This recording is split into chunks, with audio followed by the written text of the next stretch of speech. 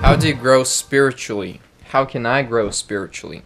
Number one thing in spiritual growth is that it does not depend on your knowledge or your capacity to learn or anything like that, or how much you read the Bible.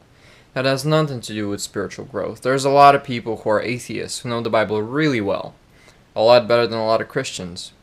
There's a lot of people through Christian times who never had access to read a Bible, and maybe they had just a few chapters handwritten, right? The printing press came out in what, 1600s? The Bible, even though it was the most printed book before the printing press, wasn't widely available. It was not at every household.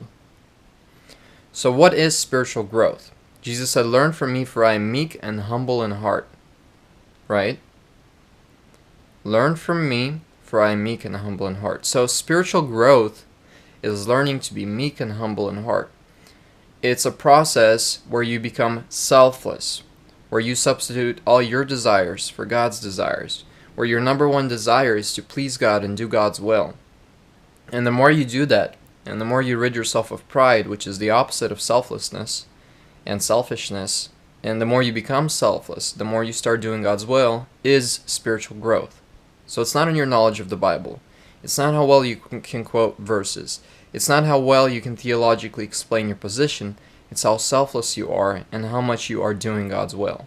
And the more you do God's will without falling out of God's will, without going off because you were triggered to go into your flesh and out of the Spirit, without doing all that, remaining in Jesus, abiding in Jesus, not being cast away by all these temptations and triggers that you may have in your life, that's spiritual growth. That's maturity that says that I will be with God no matter what, and not in a prideful way, but knowing that you love Him, you don't want to disappoint Him, and you know that it brings you the most joy. And based on that, you open up your heart to Him, and you say, "Lord, whatever it takes, I want to be completely yours." That's spiritual maturity.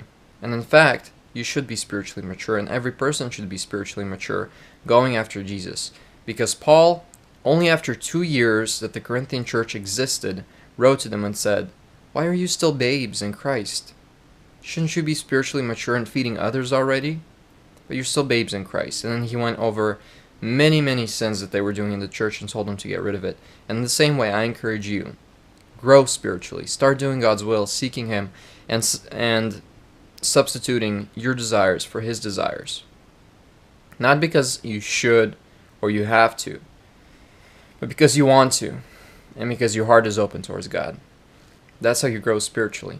Seeking God, surrendering yourself, and acquiring His direction as your own. God bless you all. It's Paul with you today from MyFORTRESS. God bless you. Bye-bye.